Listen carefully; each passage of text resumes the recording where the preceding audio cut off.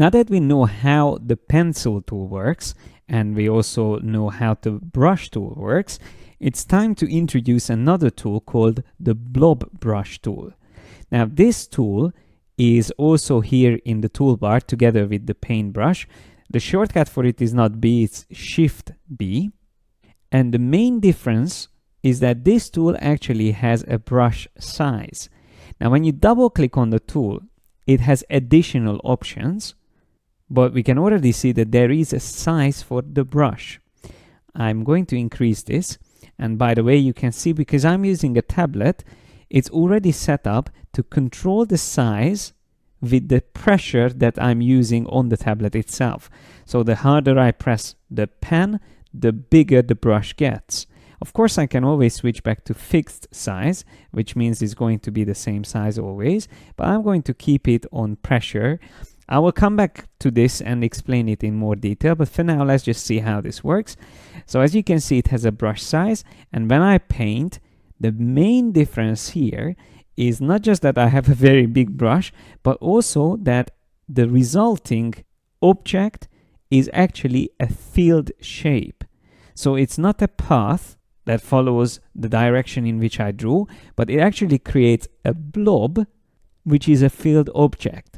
So while the brush tool and also the pencil will draw with a stroke, the blob brush draws a fill. Let me just change the color of these objects so we can see the difference better. I'm going to turn this also yellow. And now if I select one of these paths, you can see the anchor points on it, or we can see it also on this path. So the lines are following the anchor points, while on this shape, the anchor points are all around the shape and not in the middle. So that is already a big difference. But let me show you one additional thing as well that you need to remember with the blob brush. That is that you can change the size of it by using the square brackets on the keyboard. You can even press and hold them down to increase and decrease the size. And when you draw a line and you continue drawing and overlapping the previous shape, these two will become one joined shape automatically, as long as the color is the same.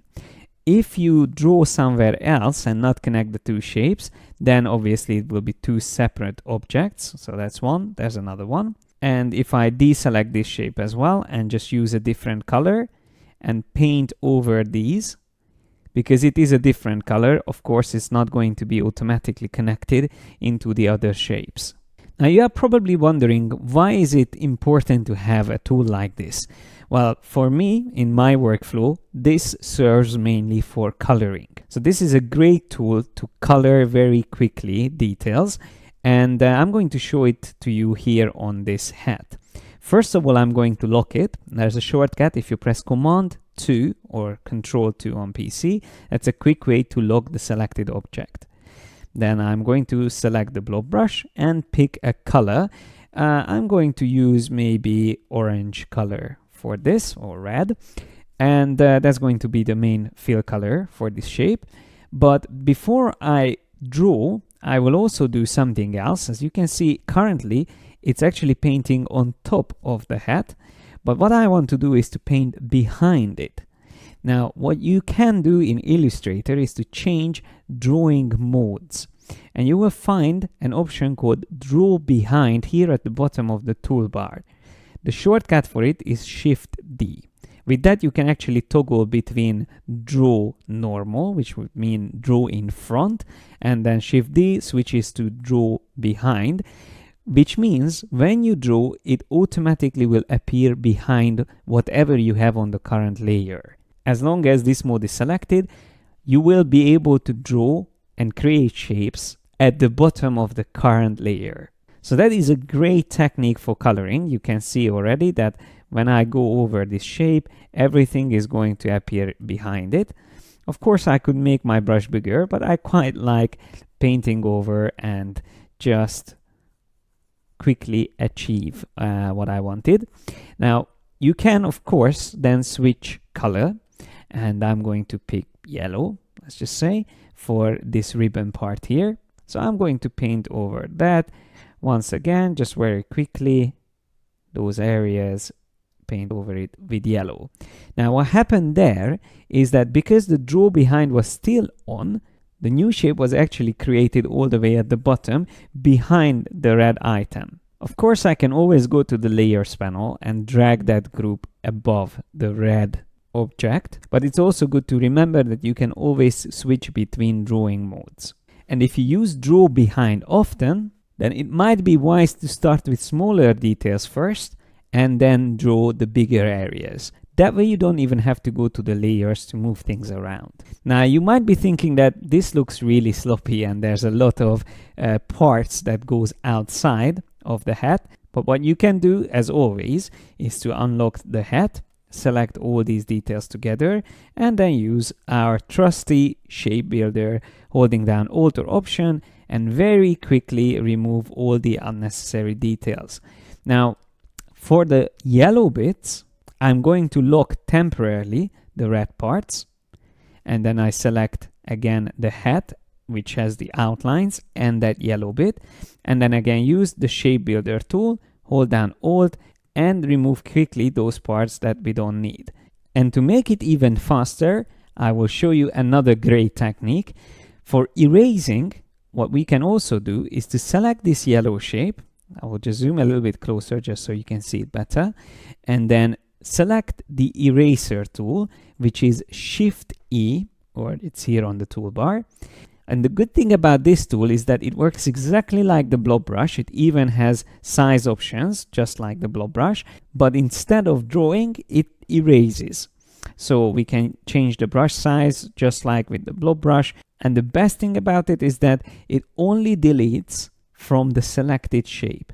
So because I have that yellow shape selected, I can quickly remove the parts that I don't need and keep the parts that I wanted to use in this design. So that was a quick way of coloring, but of course there's other ways of coloring as well. And once I show this to you, you might feel like, why didn't you just use this in the first place? Well, you have to get used to that in Adobe applications, and it applies to Illustrator as well. There are many different ways of doing the same thing. And that's exactly because every artist prefers to do things in their own way. And if you know different techniques to achieve the same result, you will always have the option to decide which one works best in that current artwork that you are working on. So let me show you this quickly. I'm going to select this, copy it, and I will also quickly delete the colors from it. So that's that. I will just move everything slightly to the left. So now that I have a duplicate here, I'm going to have this selected. And remember I showed you this in the previous video, the Live Paint Bucket tool. With this one, I can fill in colors. Once again, I just need to select the colors I wish to use. And all I need to do is to click on the area which I want to fill in with that color. Now it works really quickly and very nicely. We can use the left and right arrows to switch between colors from our swatches. And as you can see, very quickly I can get to an almost exact result that we have on the left side, apart from that few little details here. And that is where the blob brush was actually more effective, because to go through these with the paint bucket, I would have to click on each section one by one. And you might still think that this is faster, but when you have a lot of tiny details, this tool might not be the best way to colorize your drawings. And you have to be careful not to click on the stroke, because even the strokes can be colorized with this tool. So when it's tiny details like these, you have to really zoom close to be able to cover those parts as well with paint. Now, if we look at it from a distance, it looks great, but the best way would have been to combine the two techniques. And that's another very important concept to understand. To combine tools is usually the best and most efficient way of working. How you combine tools and in what order you use them is up to you. As long as you combine them, you usually will be more effective working with Illustrator. So let me just go back a few steps until I get to that point where I started to be struggling with the Live Paint bucket. Up to this point, it was easy. We just clicked on the big areas. But that's when I would switch to the blob brush tool, zoom closer, click somewhere outside to make sure I deselect this, and then select the blob brush tool. It has the same color still highlighted. I can make my brush smaller, and to make sure that I can paint behind this, I'm going to lock that group in which I have the hat, and I'm going to start painting. You see, because we still have the paint behind option enabled, it just goes nicely behind it, and I can very quickly fill in these spaces much faster than struggling with the live paint feature. There you go. Now we can zoom out, and you see again a combination of two different tools allowed us to work much faster. So to summarize, what we learned is that the blob brush tool is great for coloring, but we can also use it in combination with the live paint bucket tool. And don't forget that you can also change the drawing mode to draw behind instead of draw normal and paint things in front of the existing shapes. Another tool that we used here in this video was the eraser tool, which is very similar to the blob brush tool, with which we can erase along a line that we draw. So just wanted to show you how effective it can be on drawings. And to finish this video with a shortcut, if you hold down the Alt key while using the eraser tool, you can actually erase along a selection. So you can crop an illustration, for example, very quickly and keep only a portion of it. In the next video, we will look at a couple of additional tools, which I usually call assistance tools or assistance drawing tools, because they are not the main tools for drawing, but they can be very useful to refine and combine your existing lines.